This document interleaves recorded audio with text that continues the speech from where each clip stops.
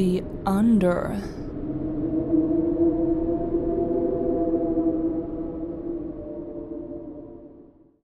Okay, I don't usually do this, but I guess I probably should just in case they ask for further evidence or something. My name is Graham Luciani. I'm 28 years old, living alone in my childhood home. I inherited it several years ago after both my mom and dad passed away. Separately, of course. My mom died first, and a couple years later, my father died and left the place to me.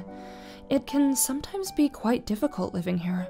I'm the youngest of 8 children, so you can imagine how big the house would have had to have been to accommodate that many people. The loneliness is sometimes maddening, and it doesn't help that my employment consists of me sat alone in a living room, inputting numbers into a computer. No human interaction there either. When I inherited the house, it wasn't in a particularly livable condition. I don't know how my parents had managed it. Windows were boarded up, the garden was overgrown, and the house's interior was just as dusty and dirty from neglect. After about a week or so, I managed to get the place looking pretty decent, but after a while, the massive size of the house just proved to be way too much for me to handle and caretake. I decided that rather than selling up and moving out, I should convert the house into 2 smaller attached houses and rent one of them out. I wouldn't have to clean nearly as much, and I would be able to collect rent money from whoever moved in. The renovations would pay for themselves in no time that way. It sounded ideal.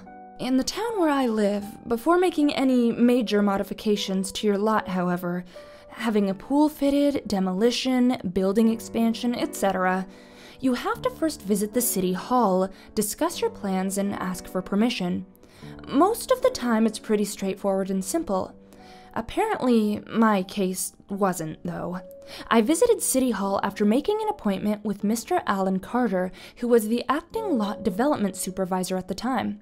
I took a seat in his office, and after I discussed my idea to develop my house into 2 attached houses, he used his intercom to ask for someone to collect the blueprints to my house from the records room so I could clearly explain exactly what I was talking about and what I planned to do. After a couple of minutes of small talk, a rather attractive young lady entered the room carrying a rolled-up piece of A3 paper. She handed it to Mr. Carter, and after a smile at me, she left and didn't return. Everything was going fine until Mr. Carter showed me the blueprints. I didn't even see it at first, but after a little while, I noticed that there seemed to be a door leading to a small room with a set of stairs in what was at the time my kitchen. I pointed it out to Mr. Carter, and he gave me an odd look. "Mr. Luciani, this appears to be a basement staircase." I was astounded. I had lived in that house for almost 20 years altogether. Born, left home, and returned again, and I had never once known about any basement. I asked Alan Carter if I could take the blueprints home with me to investigate the newfound area, but he refused, stating that he couldn't let me leave the building with the original. He did, however, give me a copy. When I returned home that night, I made myself a cup of coffee, grabbed a flashlight, and took a look around my kitchen, around the area where the supposed door was. Mom and Dad had wallpapered the kitchen many years ago, and since it was in such good condition still, I hadn't stripped it during my first decorating session. It was an ugly floral yellow pattern thing, and now that I was up close, running my fingers along it to find any sign of indentation, I kinda wish I had torn it down before. After a little while of fumbling around with the wallpaper, I did indeed find a small area that seemed uneven. Now relatively excited to find out what was in this new room, I took a kitchen knife off the sink drainer and hacked away at the area of wallpaper. After some tearing and cutting, I eventually tore most of it off, revealing a door. I tore the rest of it off. The door was made of relatively sturdy-looking wood and had no handle. Instead, it had an indent which allowed me to open the door in a sliding motion, similar to how an automatic door opens in supermarkets. The door opened into a cold emptiness. Judging by where the door was, the room was under my first set of stairs. I used a flashlight to look around. There wasn't really anything interesting about this room, or at least there wasn't anything to indicate any reason why it had to be wallpapered up. There was a strange smell of dirt and earth, and it was at this point I realized my parents must have known about this place, as they were the ones that decorated the house before I was born. With the flashlight in one hand and the kitchen knife in the other, I entered the room. Sure enough, there was a set of stairs. It led into what seemed like an endless black abyss. I wondered if I should turn around and go back, but the idea of having this mysterious, strange area open to me while I would be fast asleep just upstairs was kinda creepy, and I just wanted to check it out before I did anything else. So, I went down the stairs.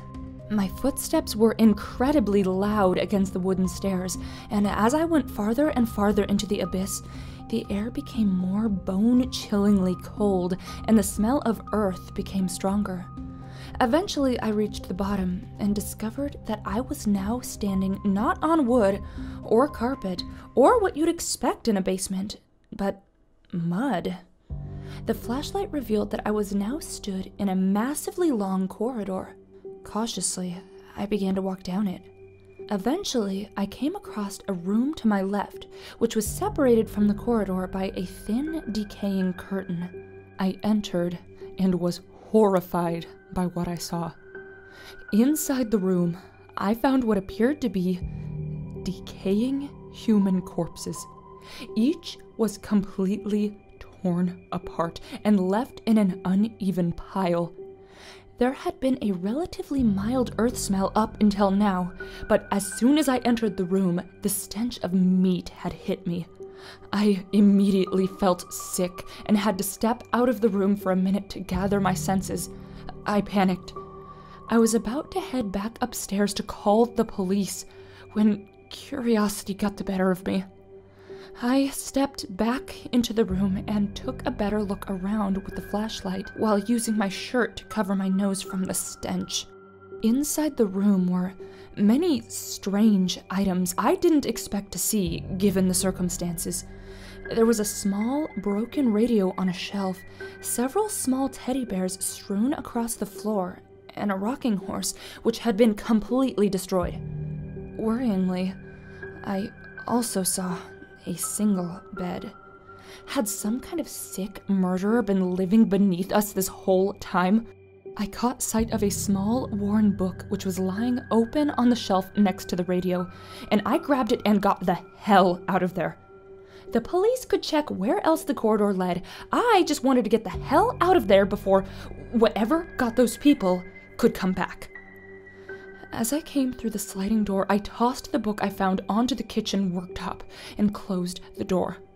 I was absolutely terrified that whatever had killed all those people would come back and somehow see that I had been there and come up after me. There was no way for me to block that door, however, and so I decided to grab my cell phone, call the police, and sit across from the door with the kitchen knife. The police told me they would arrive as soon as an officer was free. I sat at my kitchen table opposite the newfound door and tightened my grip on the knife. Eventually, after a couple of minutes, I realized just how filthy my hands and clothes were from being down there, and I got up to just quickly rinse my hands under the tap. However, I caught sight of the book I had brought up.